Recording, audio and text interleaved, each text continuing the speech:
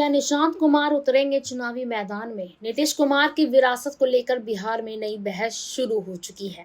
बिहार की सियासत में हलचल है। जनता दल यूनाइटेड यानी कि जेडीयू के कार्यकर्ता अब मुख्यमंत्री नीतीश कुमार के बेटे निशांत कुमार को चुनावी राजनीति में लाने की मांग कर रहे हैं।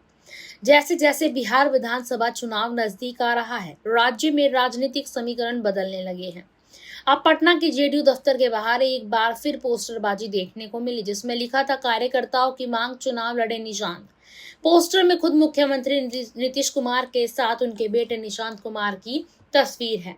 इसके साथ कई स्थानीय जेडीयू नेताओं की तस्वीर भी है, जो इस मांग के समर्थन में एकजुट दिखाई दे रहे हैं। निशांत कुमार पेशे से इंजीनियर हैं और अब तक राजनीति से दूरी बनाए हुए हैं। वो लो प्रोफाइल रहते हैं, राजनीतिक आयोजनों से भी दूर रहते हैं। लेकिन अब सवाल उठ रहा है, क्या पार्टी की नई पीढ़ी के तौर पर निशांत को सामने लाया जा रहा है?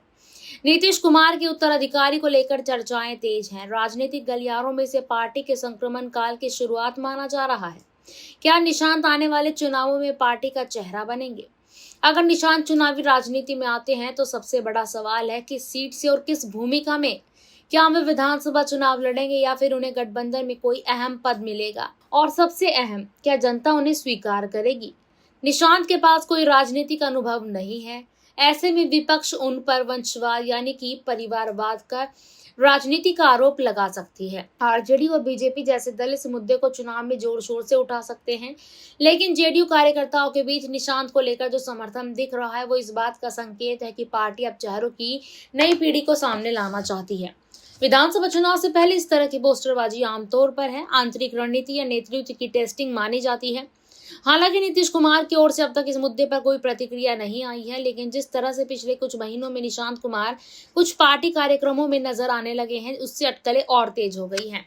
तो क्या 2025 का चुनाव सिर्फ नीतीश बनाम विपक्ष नहीं, बल्कि निशांत बनाम जनता से भी होगा? क्या निशांत कुमार बिहार की राजनीति में अगला बड़ा चेहरा बन सकते हैं, या फिर यह सिर्फ कार्यकर्ताओं की भावनाएं हैं जो धीरे धीरे ठंडी पड़ जाएंगी?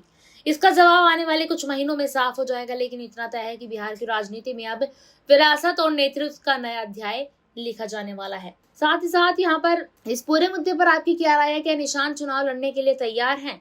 साथ ही साथ ये भी जरूर बताएं कि निशांत कुमार अगर बिहार का विधानसभा चुनाव लड़ते हैं तो इससे बिहार की राजनीति पे क्या कुछ फर्क पड़ता नजर आएगा? कमेंट सेक्शन में हमें जरूर बताएं। धन्यवाद।